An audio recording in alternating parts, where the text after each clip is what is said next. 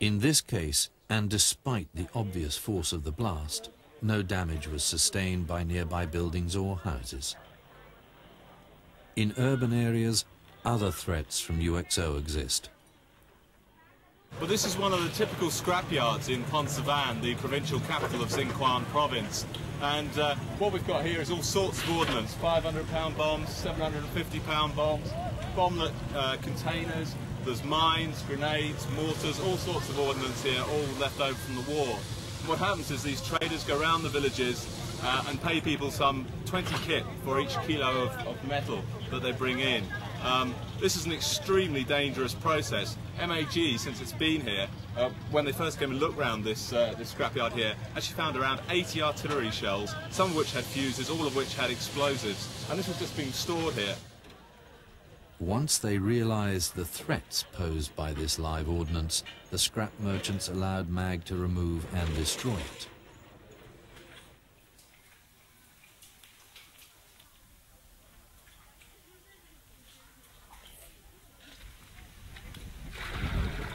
But simply removing the physical threat of UXO is not always the only response required. Due to the enormity of the problem, MAG is running a community education project which will teach people, especially children, how to live more safely in their contaminated environment. In order to make this really effective, MAG has sought to involve local leaders.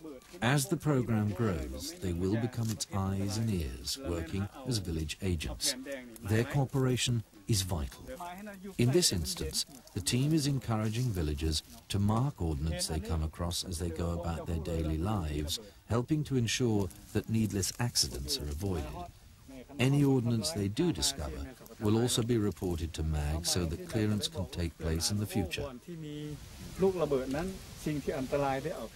MAG's awareness teams are also involved in vital data gathering work. From such information, the team can assess the impact of ordnance on villagers' lives and constantly update the content of the curriculum and the major messages to be communicated. The information provided will also help the clearance teams focus on the most affected areas.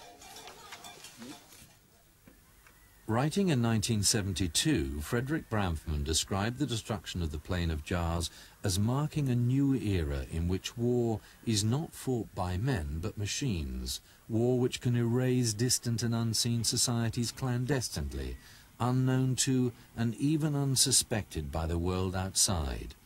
The sheer volume of bombs and bomblets used made it inevitable that the people of Laos, their society, economy, and even their culture would be devastated.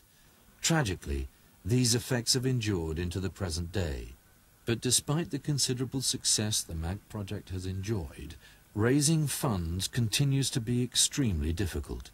Since the war was conducted in secrecy, it is not surprising that today's aid donors are unclear about the existence and extent of this humanitarian emergency a generation later. I'd actually like to take the politicians, particularly US politicians, the people responsible for funding, to those fields that have been made unlivable, and yet those brave people have continued to live in such a terrible situation. I believe that if the politicians could see what was happening, if the donors could see for themselves what was happening, then some humanity would shine through even in the hardest hearth to do something about this and to do it quickly, because this is one of the most shameful episodes in recent history. But there is a chance to go back and to put at least some of it right. It's not too late.